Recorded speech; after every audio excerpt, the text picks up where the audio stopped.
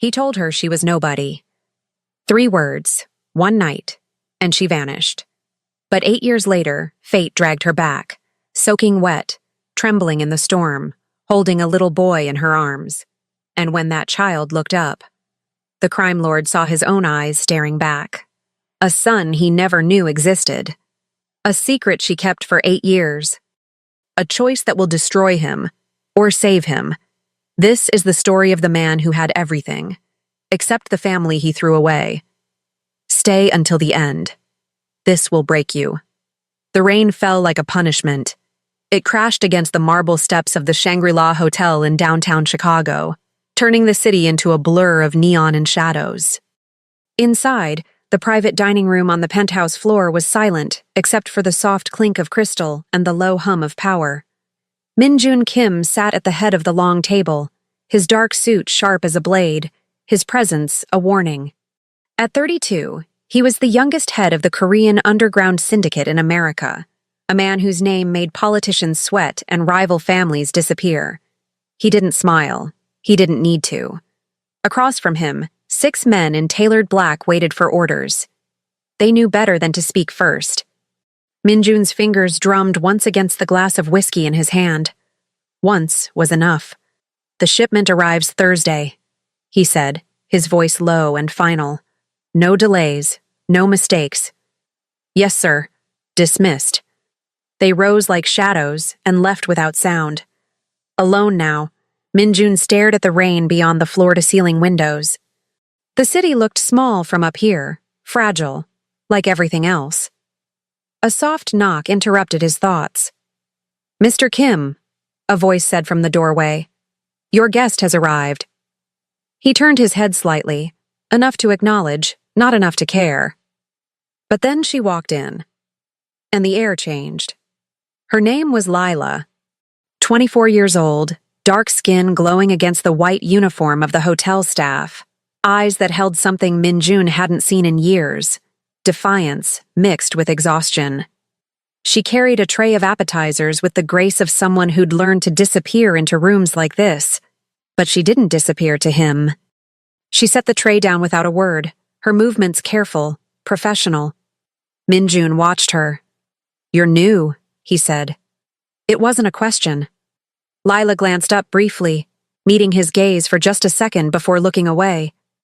I started last week. You don't belong here. Her jaw tightened, but she said nothing. Look at me. Slowly, reluctantly, she did. Min-Jun leaned back in his chair, studying her like she was a puzzle he didn't have time to solve but couldn't ignore. What's your name? Lila. Lila, he repeated, tasting the sound. You're too smart to be serving drinks. She blinked, surprised. Then something flickered in her expression. Pride, maybe. Or anger. I'm working 2 jobs to finish nursing school, she said quietly. This pays better than the diner. Min-Jun's lips curved slightly, not quite a smile. Ambition. Survival, she corrected. For a moment, they looked at each other. Him, a king made of ice and violence. Her, a woman carved from resilience and hope. Then she turned to leave. Wait. Lila stopped, her hand on the doorframe. Come back when your shift ends, Min-Jun said. I want to talk to you. She looked over her shoulder, confusion crossing her face. Why? Because I said so. It should have sounded cold. It should have felt like a threat. But something in his voice was different. Softer, almost, curious. Lila hesitated, then nodded once and left. Min-Jun watched her go, his whiskey forgotten. He didn't know it yet. But that moment, that small, impossible moment, would be the beginning of everything. 3 months later. They were never supposed to happen. But they did. Late nights became conversations. Conversations became confessions. And confessions became the kind of intimacy that felt like falling and flying at the same time. Lila learned that Min-Jun's coldness was armor. That beneath the empire and the violence, there was a man who'd been alone for so long he'd forgotten what warmth felt like. Min-Jun learned that Lila's strength wasn't loud. It was quiet, steady, unbreakable. She didn't fear him, she saw him, and that terrified him. Because men like him didn't get happy endings. They got empires. They got power. They got fear. But not love. Never love. The night it ended, the rain was falling again. Lila stood in Minjun's penthouse, her heart pounding, her hands trembling as she held the small white stick in her palm. Positive. She was pregnant. For weeks she'd been scared to tell him, scared of what it meant, scared of what he'd say. But tonight, she decided she had to. "Minjun?" she whispered as he walked through the door, exhaustion etched into his face from another late meeting with the families. He looked at her, his expression unreadable. "What is it?" She stepped forward, her voice shaking. "I need to tell you something." "Then tell me." Lila took a breath. "I'm pregnant." The silence that followed was deafening. Minjun's face didn't change. He didn't move. He just stared at her like she'd spoken a language he didn't understand. "Say something," she whispered. "You're pregnant," he repeated slowly. "Yes. With my child." "Yes." His jaw clenched, his hands curled into fists at his sides. And then he said the words that would haunt her for 8 years. "You think this changes anything?" Lila's breath caught. "You think because you're carrying my child, you suddenly matter?" Minjun's voice was ice. "You're a waitress, Lila, a nobody. You don't belong in my world. You never did." Tears burned her eyes, but she refused to let them fall. "I thought you cared about me." "I don't care about anyone," he said coldly. "That's how I survive." "Then what were we?" "A mistake." The word hit her like a slap. Minjun turned away, his back to her, his voice final. "Get rid of it, or keep it. I don't care. But don't ever come back here." Lila stood frozen, her whole world collapsing. Then she turned and walked out into the rain. And Minjun Kim, the most powerful man in the Korean underground, stood alone in his empire of glass and shadows. He told himself he didn't feel anything. He told himself it was better this way. He was lying. 8 years passed like seasons through a storm. Lila disappeared into a life Minjun would never know. She moved to a small neighborhood on the outskirts of Chicago, far from the glittering towers and dangerous men. She worked doubles at a clinic, finished nursing school, and raised the boy alone. His name was Elijah. He had his father's eyes, dark, sharp, piercing. But he had his mother's heart, warm, curious, kind. Lila never told him about Minjun. She couldn't. How do you explain to a child that his father is a man who chose power over love? That he called you nobody and walked away? So she didn't. She built a world for Elijah made of bedtime stories and morning pancakes, of laughter in the kitchen and homework at the dining table. A world where love was louder than fear. But some nights, when the boy was asleep and the apartment was silent, Lila would sit by the window and wonder, did Minjun ever think of her? Did he ever regret it? She didn't know. And she told herself she didn't care. Minjun Kim's empire had grown. At 40, he was untouchable. The Korean syndicate in America answered to him. Politicians owed him favors. Rival families feared him. His name was whispered in rooms where power lived and died. He had everything, and nothing. His penthouse overlooked the city like a throne above the clouds. His closets held suits worth more than most people's cars. His schedule was filled with meetings, negotiations, deals signed in blood and ink. But the silence was louder now. He didn't know why. Late at night, when the city slept and his guards stood watch outside, Minjun would pour himself a drink and stare at the rain.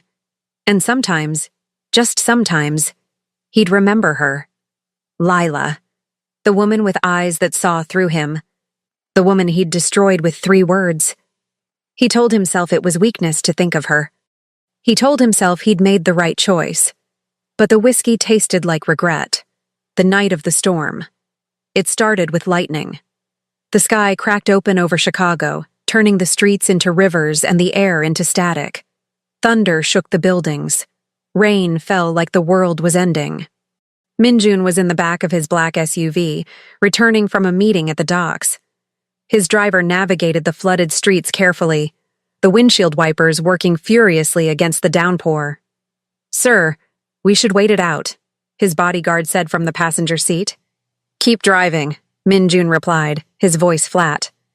They turned onto a side street near the old district, an area Min-jun rarely visited. The headlights cut through the rain, illuminating the empty road ahead. And then the driver slammed on the brakes. "What the—" Min-jun looked up. A woman stood in the middle of the street, soaked to the bone, her arms wrapped around a small figure. A child. The driver honked, but she didn't move. She just stood there, trembling, her face pale and desperate. "Sir?" the bodyguard asked, his hand moving instinctively toward his concealed weapon. Min-jun's eyes narrowed. Something about her was familiar. "Get out," he ordered. "Check on her." The bodyguard hesitated, then opened the door, rain immediately soaking his suit as he stepped out. But Min-jun didn't wait. He opened his own door and stepped into the storm. The rain hit him like a wall, cold and violent. He walked toward the woman, his polished shoes splashing through the water, his dark coat already drenched. "Move out of the road," he called over the thunder. The woman looked up, and Min-jun froze. No, it can't be. But it was. Lila. She looked different, older, thinner, exhaustion carved into her face like scars. But it was her, those eyes, that defiance. She stared at him, recognition flashing across her expression, followed by something darker. Fear. "Lila," Min-jun said, his voice barely audible over the storm. She didn't answer. She just held the boy tighter, her body shaking. Min-jun stepped closer, his heart pounding in a way it hadn't in years. And then he looked down at the child in her arms. A boy, maybe 6 or 7 years old. Soaked, shivering, clinging to his mother like she was the only solid thing in the world. The boy lifted his head and looked directly at Min-jun. Time stopped, because the child had his eyes. Not similar, not kind of like, exactly like his. Dark, sharp, unmistakable. Min-jun's breath caught. "No." "Who is this?" he asked, his voice low and dangerous. Lila's jaw clenched. She didn't answer. "Lila," Min-jun said again, stepping closer. "Who is this boy?" She met his gaze, and in her eyes he saw 8 years of pain, anger, and survival. "His name is Elijah," she said quietly, "and he's your son." The words hit him like lightning. Min-jun stared at her, then at the boy, his mind racing. A son. He had a son. For 8 years, this child had existed without him. For 8 years, Lila had raised him alone. And Min-jun had never known. "You!" His voice was rough, broken. "You didn't tell me." "You told me I was nobody," Lila said, her voice shaking with fury. "You told me to get rid of it. So I did what I had to. I disappeared. And I raised him alone." Elijah looked between them, confused and scared. "Mom?" he whispered. Lila's expression softened immediately. "It's okay, baby. We're okay." But they weren't. Because Min-jun Kim, the man who'd built an empire on control, was staring at the boy with his eyes and feeling something he'd never felt before. Regret. Not the kind that whispered in the dark, the kind that screamed. "Get in the car," he said. Lila shook her head. "No. You're soaked. The boy is freezing. Get in the car." "I don't need your help." "Lila," Min-jun said, his voice dropping to something quieter, more dangerous. "I'm not asking." She glared at him, her whole body tense. But Elijah was shivering violently now, his lips turning blue. And Lila knew she didn't have a choice. "Fine," she whispered, "but just for tonight." Min-jun nodded once, then turned and gestured to his bodyguard. They climbed into the SUV, Lila in the back with Elijah wrapped in a dry coat, Min-jun across from them, watching them like they were ghosts. As the car pulled away from the storm, Min-jun stared at the boy who had his eyes. And for the first time in 8 years, he felt something crack inside him. The penthouse was silent, except for the rain. Min-jun's home looked like it always did. Cold, elegant, untouchable. Floor-to-ceiling windows overlooked the glittering city below. Modern furniture, sharp lines, no warmth. A palace built for a king who lived alone. Lila stood in the middle of the living room, holding Elijah close, her wet clothes dripping onto the marble floor. She hated this place. She hated the memories. Minjun appeared from the hallway, carrying towels and a set of dry clothes. He set them on the couch without a word, then stepped back, his hands sliding into his pockets. "Bathroom's down the hall," he said quietly. "Get the boy warm."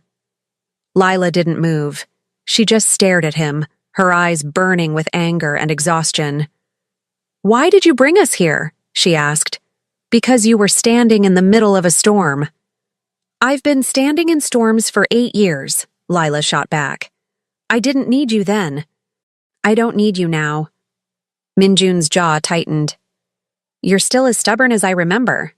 And you're still as cold." Elijah shifted in her arms, his small voice breaking through the tension. "Mom, I'm cold." Lila's expression softened immediately. "Okay, baby, let's get you warmed up." She carried him toward the bathroom, leaving Minjun standing alone in the living room. He stood there for a long time, staring at the space where she'd been. Wait, if you're married or in a relationship, this message is for you. Do you feel like he doesn't really see you anymore? Like no matter what you do, he's distant, distracted. Almost like you're strangers under the same roof? The more time passes, the colder it feels. The laughter, the closeness, it's fading. And deep down you're scared. Scared that the connection you once had is slipping away. But it doesn't have to be this way. There is a path to being noticed, to being desired, to feeling close again. Scan the QR code now and take the first step. Don't wait. This moment, it's yours if you act. Then he turned and poured himself a drink. 20 minutes later, Elijah sat on the couch wrapped in a blanket, his dark hair still damp, his eyes wide as he looked around the massive apartment. "Is this your house?" he asked Minjun quietly. Minjun, sitting across from him in the armchair, nodded once. "Yes. It's really big." "It is." Elijah tilted his head, studying him with the kind of unfiltered curiosity only children have. "Are you a businessman?" Minjun's lips curved slightly. "Something like that." "Mom says businessmen work a lot." "Your mother's right. Do you have kids?" The question hit harder than it should have. Minjun's gaze lingered on the boy, on the sharp lines of his face, the dark eyes, the quiet intelligence already forming in someone so young. "I do now," he said softly. Elijah frowned, confused. "What do you mean?" Before Minjun could answer, Lila emerged from the hallway, dressed in dry clothes that were too big for her. One of Minjun's shirts and sweatpants. Her hair was pulled back, her face bare. She looked younger, softer. And for a moment, Minjun couldn't breathe. "Elijah, come here," Lila said gently. The boy climbed off the couch and ran to her, wrapping his arms around her waist. Lila looked at Minjun, her expression guarded. "We'll leave in the morning. You'll stay as long as you need to. We don't need anything from you." Minjun stood, crossing the room until he was just a few feet away. His voice was low, controlled. "He's my son." "He's my son," Lila corrected, her voice sharp. "I'm the one who stayed up all night when he had a fever. I'm the one who taught him to read. I'm the one who held him when he asked why he didn't have a father." Minjun's hands curled into fists. "Because you didn't tell me. You told me to get rid of him." Lila's voice broke, raw with pain. "You called me nobody. What was I supposed to do? Come crawling back?" "Yes," Minjun said, his voice rough. "You should have told me." "Why?" Lila laughed bitterly. "So you could reject him too?" "I would never." "You already did," Lila whispered. "The moment you rejected me, you rejected him." The silence that followed was suffocating. Elijah looked between them, his small face filled with confusion and fear. "Mom?" he whispered. "Are you mad at him?" Lila's expression crumbled. She knelt down, pulling Elijah into her arms. "No, baby, I'm not mad. I'm just tired." Minjun watched them, something breaking inside him. He'd destroyed entire families. He'd built an empire on fear. He'd made men beg for mercy. But watching his son cling to a woman he'd once thrown away? That was the first time Min-jun Kim felt powerless. Late that night, Elijah was asleep in the guest bedroom, tucked under blankets too expensive for a child who'd never had anything. Lila sat on the couch, staring out at the city lights, her arms wrapped around herself. Min-jun stood by the window, his reflection ghostly in the glass. "I didn't know," he said quietly. Lila didn't look at him. Would it have mattered? Yes. Liar. Min-jun turned to face her. "I'm not lying." "You told me I was nobody," Lila said, her voice trembling. "You told me to disappear. So I did. I built a life for him. A good life. Without you. I was wrong." Lila finally looked at him, tears shining in her eyes. "You think saying you were wrong fixes 8 years?" "No," Min-jun admitted, "but I'm saying it anyway." She laughed bitterly. "Why now? Because you saw him? Because he has your eyes?" "Because I spent 8 years trying to forget you," Min-jun said, his voice rough. "And I couldn't." Lila's breath caught.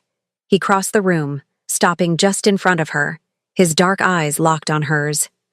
"I told myself I didn't need anyone," he said quietly, "that I was better alone. But I was wrong. I've been wrong every day since you walked out that door. Min-jun."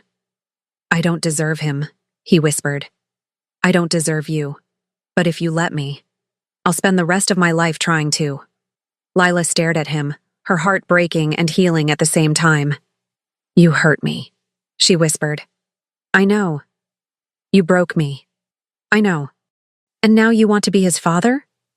Min-jun's jaw clenched. "Yes. Why should I believe you won't walk away again?" "Because I've lived without you," Min-jun said, his voice cracking. "And it's the only thing that's ever scared me." Tears spilled down Lila's cheeks. And for the first time in 8 years, she let herself hope. But hope is dangerous, because some lines can't be uncrossed, and some choices cost everything. Morning came too soon. Sunlight poured through the floor-to-ceiling windows, turning the penthouse into gold. Elijah woke first, padding barefoot into the living room with the blanket still wrapped around his shoulders. Min-jun was already awake, sitting at the dining table with a laptop open and a cup of black coffee growing cold beside him. He looked up when he heard the small footsteps. For a moment, they just stared at each other. Father and son. Strangers. "Good morning," Min-jun said quietly. Elijah nodded, shy. "Morning. Are you hungry?" The boy hesitated, then nodded again. Min-jun closed the laptop and stood. "Come with me." They walked into the kitchen together, a space so pristine it looked like no one had ever cooked in it. Because no one had. Min-jun didn't cook. He had chefs, assistants, people who handled things like food. But this morning, those people weren't here. It was just him and the boy. Min-jun opened the refrigerator, staring at its contents like they were written in a foreign language. Eggs, milk, bread, fruit. Simple things. Things he hadn't touched in years. "Do you like pancakes?" he asked. Elijah's eyes lit up. "Mom makes the best pancakes." Min-jun's chest tightened. "I'm not as good as your mother." "That's okay," Elijah said softly. "You can try." So he did. Min-jun Kim, crime lord, underground king, man who'd never failed at anything, struggled to make pancakes for his 7-year-old son. He burned the first batch. The second was too thin. The third was lopsided. But Elijah sat at the counter, watching with wide eyes, and when Min-jun finally slid a plate in front of him, the boy smiled. "Thank you," Elijah said. And Min-jun realized he'd never heard anything more important. Lila found them like that. Her son eating pancakes. Min-jun standing awkwardly by the stove, flour on his expensive shirt, something unreadable in his eyes. She stopped in the doorway, her heart doing something dangerous. "Mom!" Elijah called, his mouth full. "He made pancakes!" Lila forced a smile. "I can see that." Min-jun looked at her, and for a second the air between them was heavy with all the things they hadn't said. Then his phone buzzed on the counter. The moment shattered. Min-jun glanced at the screen, his expression hardening. I have to take this. He stepped out onto the balcony, his voice dropping into the cold, commanding tone Lila remembered too well. She sat down next to Elijah, brushing his hair back. How'd you sleep, baby? Good, Elijah said, then leaned closer, whispering. Mom, is he my dad? Lila's breath caught. She'd known this was coming. She just hadn't known it would hurt this much. Yes, she whispered. He is. Elijah's eyes widened. Why didn't you tell me? Because, Lila's voice broke. Because it's complicated. Do you hate him? No, Lila said honestly. I don't hate him. Does he hate us? Lila pulled him close, her heart breaking. No, baby. He doesn't hate us. Then why didn't he come find us? Lila closed her eyes, fighting tears. Because sometimes adults make mistakes. Big ones. Elijah was quiet for a long moment. Then he whispered, Do you think he wants to be my dad now? Before Lila could answer, Minjun stepped back inside, his face grim. We need to talk, he said. Lila sent Elijah to watch TV in the guest room, then followed Minjun into his office, a space as cold and controlled as the rest of his life. He closed the door behind them. What's going on? Lila asked. Minjun turned to face her, his jaw tight. The families know about you. Lila's blood ran cold. What? Last night, when I brought you here, we were seen. Word travels fast in my world. He ran a hand through his hair, frustration bleeding through his control. They know about the boy. They know about Elijah? Lila's voice rose. What does that mean? It means you're vulnerable, Minjun said quietly. It means he's vulnerable. Because of you. Yes, Lila laughed bitterly. Of course, I should have known. The moment you came back into our lives, everything got dangerous. Lila. No, she cut him off. This is exactly why I stayed away. You live in a world of violence and power. I built a safe life for him. And now, because of one night, because you found us in that storm, everything's at risk. Minjun stepped closer, his voice low and intense. I won't let anything happen to him. You can't promise that. I can, Minjun said, his eyes burning. And I will. How? Lila demanded. How are you going to protect him when your entire world is built on danger? By keeping you both here. Lila froze. What? You'll stay here, Minjun said. Where I can protect you. Where my men can protect you. You want us to be prisoners? I want you to be safe. We were safe before you, Lila shouted. We were fine. And now? You were never safe, Minjun interrupted, his voice cutting. You think I didn't know where you were? You think I couldn't have found you any time I wanted? Lila stared at him, shocked. I knew, Minjun said quietly. For the last 3 years, I've known exactly where you lived, what clinic you worked at, what school he went to. You? You were watching us? I was protecting you, Minjun corrected.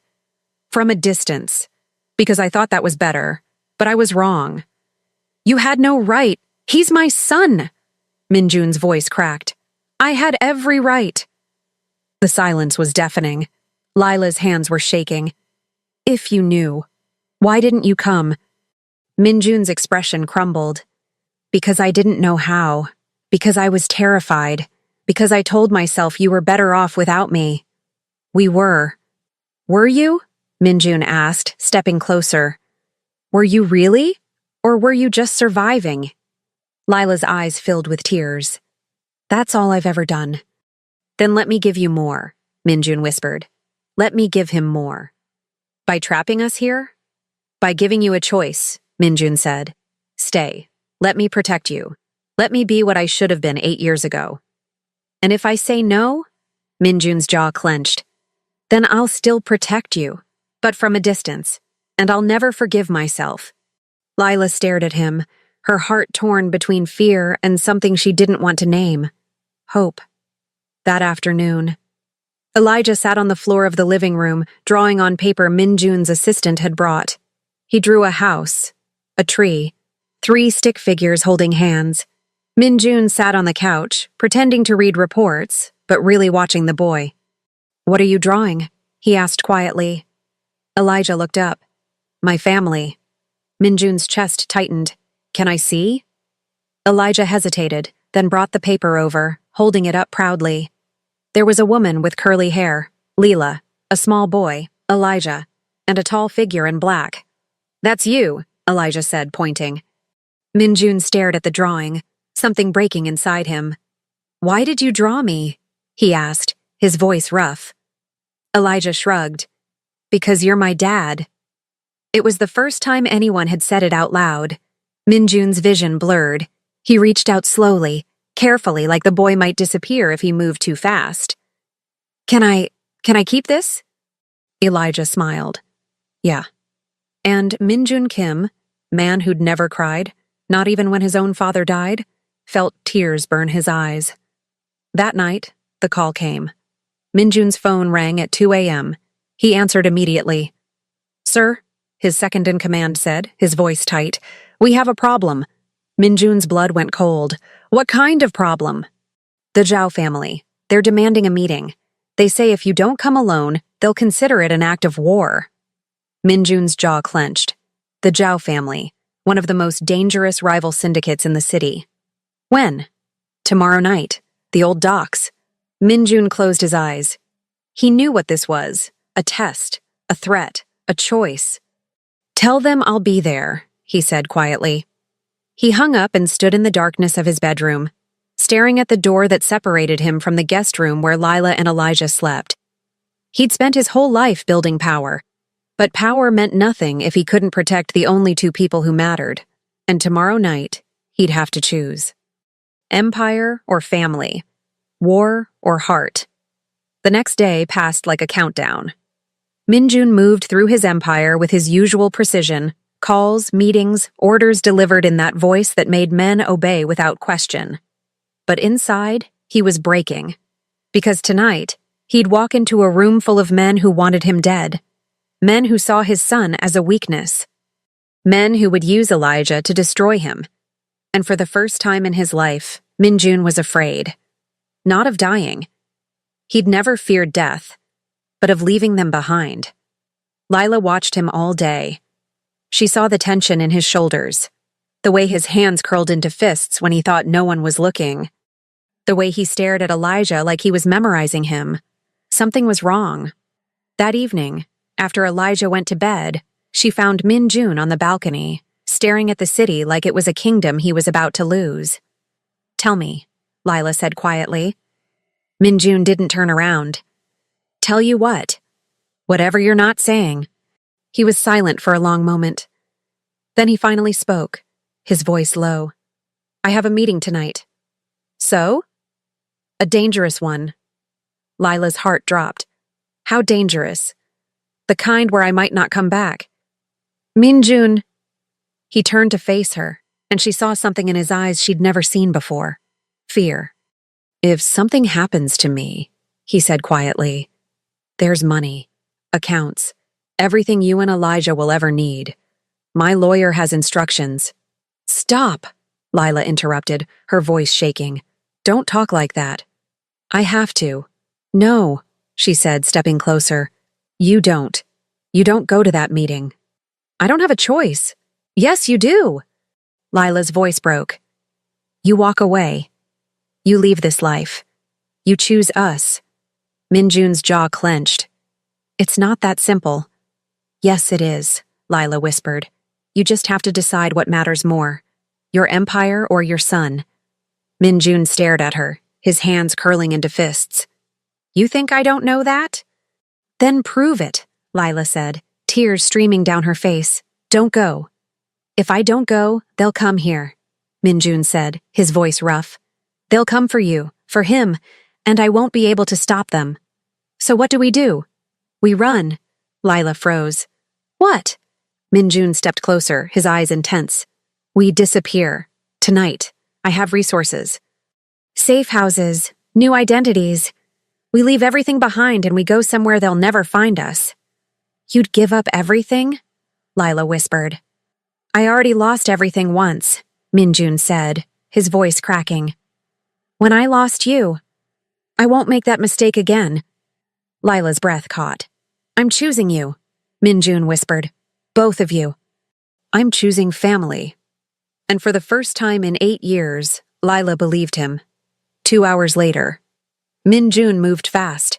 He called his most trusted men, the ones who'd die for him. He gave orders in code, activated protocols he'd built for exactly this scenario. Money transferred to untraceable accounts, documents forged, escape routes secured. He was dismantling his empire piece by piece, and he didn't hesitate. Lila packed quickly, waking Elijah gently. Baby, we're going on a trip. Now? Elijah rubbed his eyes, confused. Yes, now. It's an adventure. Is he coming? Elijah asked, looking at Minjun. Lila glanced at Minjun, who stood in the doorway, watching them with something raw and vulnerable in his eyes. Yes, Lila whispered. He's coming with us. Elijah smiled sleepily. Good. They were 30 minutes from leaving when Minjun's phone rang. He looked at the screen and his blood turned to ice. Unknown number. He answered. Yes. Mr. Kim, a cold voice said. Change of plans. The meeting's been moved. Where? Your building, lobby, right now. Minjun's heart stopped. What? We're already here, the voice said. And we're not alone. You have 5 minutes. Come down or we come up. The line went dead.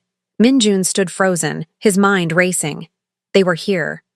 In his building, where Lila and Elijah were. What's wrong? Lila asked, seeing his face. They're here, Minjun said quietly. What? Downstairs. They want me to come down, alone. Then we run, Lila said desperately. We go now. They'll stop us, Minjun interrupted. They have men at every exit. Then what do we do? Minjun looked at her, then at Elijah, still half asleep on the couch, and he made his choice. I go down, he said. I end this. No. Listen to me, Minjun said, gripping her shoulders. I'm going to walk down there. I'm going to negotiate, and I'm going to make them understand that I'm out. They'll kill you, Lila whispered. Maybe, Minjun admitted. But if I don't go, they'll come up here, and I won't risk that. Lila's hands were shaking. Minjun! He pulled her close, pressing his forehead to hers. If something happens, you take Elijah and you run. My men will get you out. Promise me. I can't. Promise me, Minjun said, his voice breaking. Lila closed her eyes, tears streaming down her face. I promise. Minjun pulled back, then walked to the couch where Elijah was drifting back to sleep. He knelt down, brushing the boy's hair back gently. Hey, he whispered. Elijah's eyes opened. Are you leaving? Just for a little bit. Will you come back? Minjun's throat tightened. I'm going to try. Promise? Minjun looked at his son, his boy, his blood, his second chance, and lied for the first time to someone he loved. I promise. Elijah smiled sleepily and closed his eyes. Minjun stood, his jaw clenched, his hands curled into fists. He looked at Lila one last time. Then he walked out the door. The lobby was empty except for 5 men. They stood in a semicircle, suits dark, expressions colder. At the center was Director Zhao, a man in his 60s with silver hair and eyes like ice. Mr. Kim, Zhao said calmly, thank you for joining us. Minjun stopped 10 feet away, his hands in his pockets, his posture relaxed. But inside, he was a weapon ready to strike. You wanted a meeting, Minjun said. Here I am. Alone, as requested, Zhao observed. Good. That shows respect. What do you want? Zhao smiled, but it didn't reach his eyes. I want to understand something. You've been the most feared man in this city for a decade. Untouchable. Ruthless. And now, suddenly, you have a woman and a child in your home. Minjun's expression didn't change. My personal life is my business. Not when it makes you weak, Zhao said. I'm not weak. Then prove it, Zhao said quietly. Walk away from them. Tonight. Show us that you're still the man we fear. Minjun's jaw clenched. Or, Zhao continued, keep them and accept that you'll be hunted, that every family who's ever wanted your territory will see this as the moment you fell. That boy will grow up with a target on his back. He already has one, Minjun said coldly. Because of who I am. Then give him a chance, Zhao said. Walk away. Let them live normal lives. Be the ghost you've always been. Minjun stared at him. It was the choice he'd been running from his whole life. Power or love, empire or family. And for the first time, the answer was clear. I choose them, Minjun said quietly. Zhao's eyes narrowed. What? I choose my family, Minjun said louder now. I'm out. I'm walking away from all of it. The territory, the power, the empire. It's yours. All of it. Just leave them alone. The room went silent. Zhao studied him for a long moment. Then he laughed. A cold, humorless sound. You think it's that easy? Zhao asked. You think you can just walk away? Yes, Minjun said. Because I'm willing to burn it all down if I have to. Zhao's smile faded. I've built this empire on fear, Minjun continued, his voice low and dangerous. But I'll destroy it with love. And if anyone comes for them, anyone, I'll make sure they regret it. Not as the king of this city, as a father. The words hung in the air like a threat and a promise. Zhao stared at him, then slowly nodded. You're a fool, Zhao said quietly. But a brave one. He turned and walked toward the exit, his men following. At the door, he stopped. Minjun Kim is dead, Zhao said without looking back.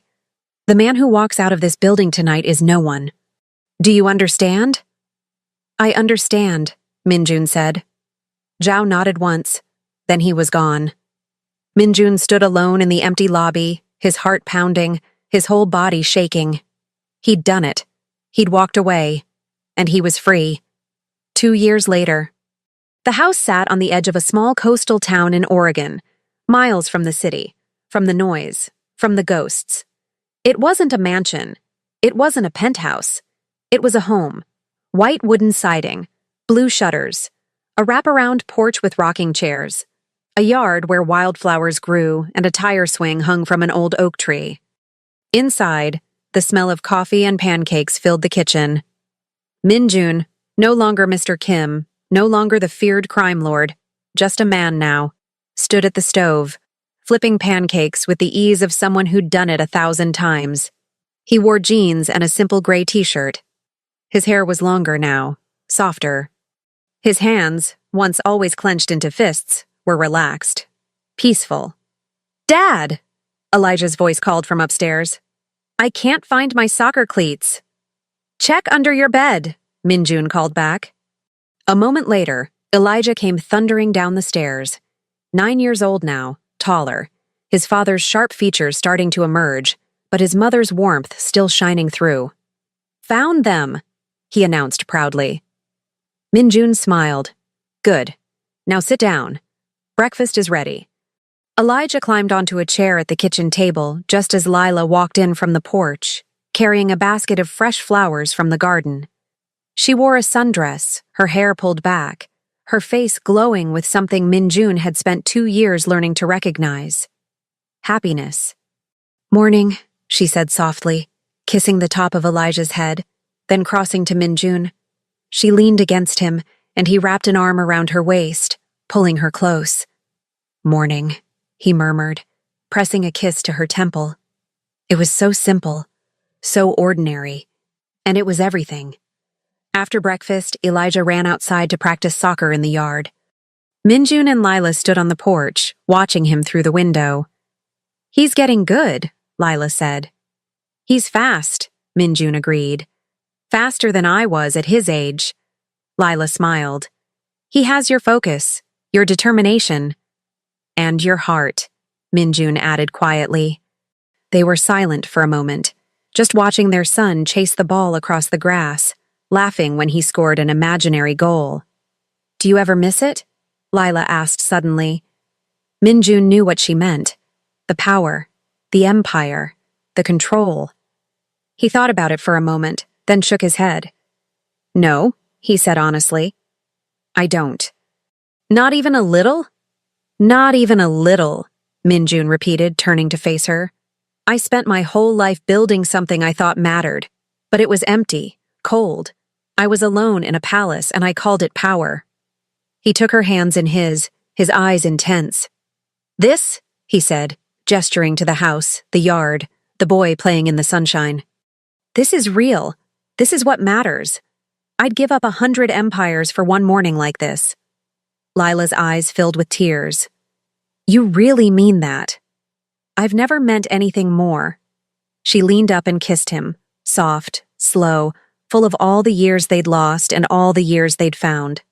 When they pulled apart, Minjun rested his forehead against hers. Thank you, he whispered. For what? For giving me a second chance, for letting me be his father, for teaching me what love actually is. Lila smiled through her tears. You earned it. I'm still earning it, Minjun said. Every day. And you will be, Lila said gently. For the rest of your life. That's what being a parent is. Minjun smiled. A real smile. The kind he'd never known how to give before. I can live with that. That afternoon, they went to the beach. The Oregon coast was wild and beautiful, waves crashing against black rocks, seagulls crying overhead, the wind carrying the smell of salt and freedom. Elijah ran ahead, his shoes kicked off, his feet splashing through the shallow surf. Minjun and Lila walked hand in hand behind him, their pace slow, unhurried. Dad, Mom, look, Elijah called, holding up a perfect sand dollar. Nice find, Minjun called back. Elijah grinned and kept searching, his small figure a silhouette against the endless ocean. Lila leaned her head on Minjun's shoulder. He's happy. So am I, Minjun said quietly. And he meant it. For the first time in his life, Minjun Kim was happy. Not satisfied, not powerful, not feared. Happy. That evening, after Elijah went to bed, Minjun sat on the porch steps. The stars were bright here, away from the city lights. The air was cool and clean. The only sounds were the distant waves and the crickets singing in the grass. Lila came outside and sat beside him, wrapping a blanket around both their shoulders. What are you thinking about? She asked. Minjun was quiet for a moment. Then he said, I'm thinking about how different my life could have been if I hadn't found you that night, if I'd stayed in that empire. Would you have been happy? No, Minjun said. I'd have been powerful, but I'd have been dead inside. Lila took his hand. You're not dead now. No, Minjun agreed, squeezing her fingers. I'm alive, for the first time. They sat in silence, watching the stars. Then Minjun spoke again, his voice soft. I used to think strength meant never needing anyone, that love was weakness, that the only way to survive was to be alone. And now? Lila asked. Now I know the truth, Minjun said, turning to look at her. Love isn't weakness. It's the only thing strong enough to change a man like me. Lila's eyes shimmered with tears. You changed me, Minjun whispered. You and Elijah. You gave me a reason to be better. To be more than just power and fear. You did that yourself, Lila said gently. We just gave you a reason to try. Minjun pulled her close, wrapping both arms around her. They sat like that for a long time, two people who'd been broken and had somehow found a way to heal each other. 1 year later. The house had grown. Not in size, but in life. Photos covered the walls now. Elijah's soccer games, family trips to the mountains, birthday parties in the backyard. A baby's room had been added upstairs, painted soft yellow. Lila was pregnant again. A daughter this time. Minjun had cried when they found out. Cried like a child, his hands shaking as he held the ultrasound picture. A little girl, he'd whispered, his voice breaking. We're having a little girl. Yes, Lila had said, laughing through her own tears. We are. And Minjun had knelt down, pressing his face against Lila's belly, overwhelmed by the miracle of it. A second chance at being a father, a second chance at getting it right from the beginning. Present day. It was a Sunday morning. The family sat around the breakfast table, Minjun, Lila, Elijah, now 10, and baby Maya, 6 months old, giggling in her high chair. Sun streamed through the windows. The radio played softly in the background. The smell of bacon and eggs filled the air. Elijah was telling a story about school, his hands waving dramatically. Maya was reaching for Cheerios, her face covered in mashed banana. Lila was laughing at something Elijah said. And Minjun sat at the head of the table watching all of them, his heart so full it hurt. This was his empire now. Not territory or power or fear, but love, family, home. And it was worth more than all the kingdoms in the world. Later that afternoon, Minjun found Elijah in the backyard, sitting under the oak tree. He looked serious, his young face thoughtful. Minjun sat down beside him. "What's on your mind?" Elijah was quiet for a moment. Then he said, "Dad, I know you weren't always here." Minjun's chest tightened. "No, I wasn't. Mom told me you had a different life before." "I did. A dangerous one." "Yes." Elijah looked at him, his dark eyes, Minjun's eyes, filled with questions.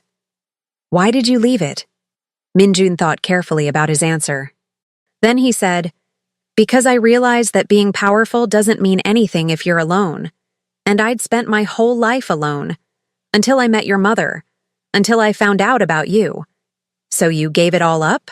Elijah asked. "For us?" "No," Minjun said gently. "I didn't give it up. I traded it. For something better."